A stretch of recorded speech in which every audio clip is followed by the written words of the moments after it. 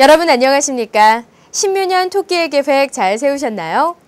먼저 한 주간의 주요 소식으로 알짜 뉴스 시작하겠습니다. 지금 미국 라스베이거스에서는 세계 최대 규모의 가전제품 전시회인 CES 2011이 열리고 있는데요. 올해로 45번째를 맞는 CES 2011의 최대 화두는 단연 스마트입니다. 스마트 TV를 비롯해 스마트폰, 가전, 태블릿 PC 등 스마트 기기들이 대거 공개됐습니다. 5년 연속 TV 시장에서 1위 자리를 달려온 삼성전자는 업계 최대 크기의 75인치 스마트 TV를 내놨으며 LG전자는 차세대 FPR 3D 패널을 적용한 시네마 3D TV 등을 공개했습니다.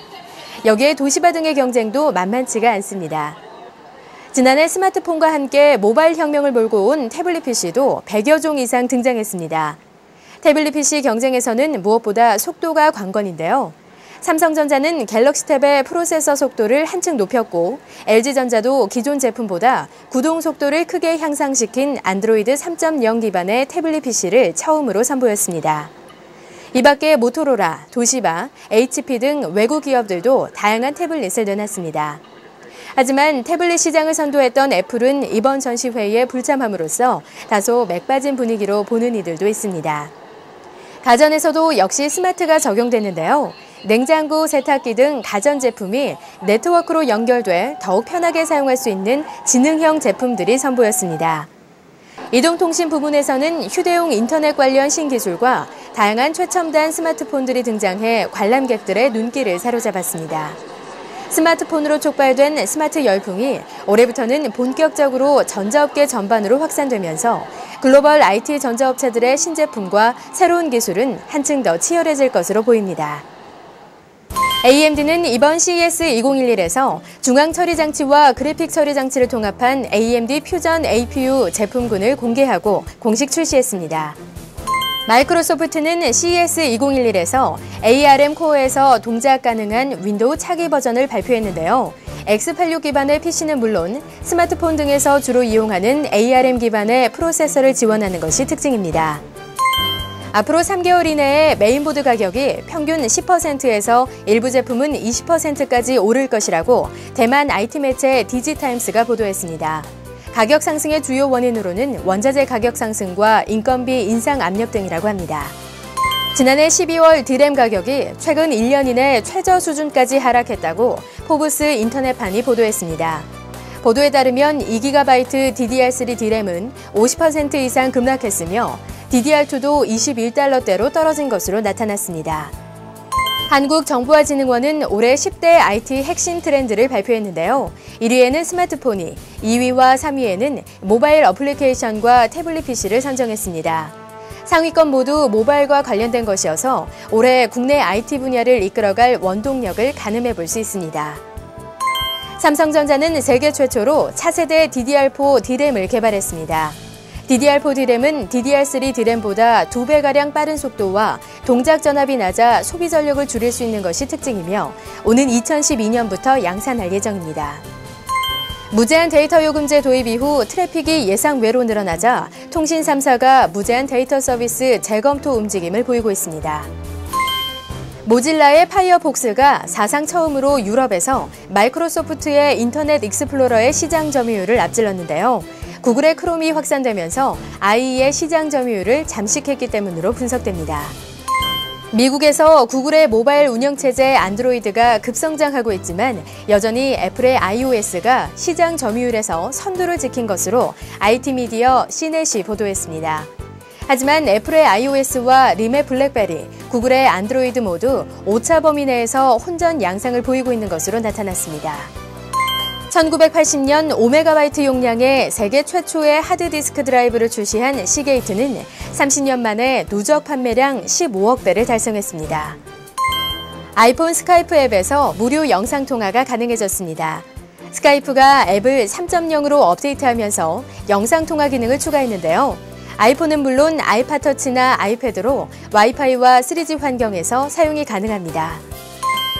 위치 기반 서비스 오빠미찌 개발자들이 이용자 동의 없이 수십만 명에게 위치 정보를 제공한 혐의로 불구속 입건됐습니다.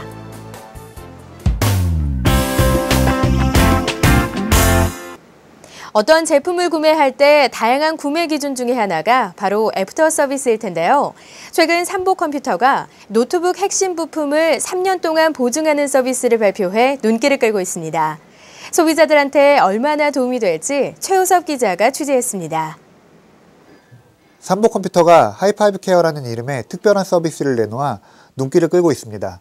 종전 1년 보증 서비스 외에 3년 동안 노트북의 핵심 5대 부품인 CPU, 메인보드, 메모리, 하드디스크, 광학 드라이브를 책임지겠다는 것입니다. 1년까지는 예전과 마찬가지로 전체 부분에 대해 서비스해주는 것은 똑같고 여기에 별도의 쿠폰북을 제공해 2년차부터는 이 쿠폰으로 5대 부품을 한 번씩 수리받을 수 있는 방식입니다. 여기에 2번의 윈도우 환경 개선 서비스도 추가로 제공합니다. 기존 1년은 현재와 동일하게 고객이 서비스를 받는다는 부분입니다. 그 이후 급격하게 서비스 수요가 늘어나는 2년, 3년 동안에 대해서 말씀드렸던 5가지 부품에 대해서 고객들이 문제가 생겼을 때 이 쿠폰 북을 들고 내방을 하셔서 해당되는 제품에 문제가 생겨서 교체를 해야 된다고 했을 경우에 공임과 자재 비용은 무상으로 청구가 됩니다. 또한 여기에서 대부분의 할인이나 이런 부분들은 중복 할인이 없습니다만 하이파이브 케어 서비스는 고객이 메인보드 이슈로 내방을 하셨는데 하드디스크까지 같이 교체해야 될 상황이 되게 되면 중복 수리, 중복 무상 처리가 된다는 그런 부분들이 또한 핵심이라고 볼 수 있습니다. AS에 대해 이슈가 많은 노트북 시장에서는 다소 파격적인 것으로 평가받고 있습니다. 다른 제조사의 3년 보증 서비스가 10만 원에서 40만 원까지 별도 비용을 내야 했던 것과 달리 별도 부담 없이 서비스를 받을 수 있는 기간이 늘어나는 셈입니다. 하이파이브 케어는 일부 지정 모델과 앞으로 나올 신제품들에 적용됩니다. 이 서비스를 받을 수 있는 제품은 포장 박스에 스티커로 확인할 수 있습니다. 서비스 기간이 늘어나는 만큼 비용 부담이 늘 수 있다는 우려가 있지만 제품 불량률이나 품질에 자신감이 있기 때문에 잃는 것보다 얻는 것이 훨씬 더 크다는 계산입니다. 미디어의 최우섭입니다.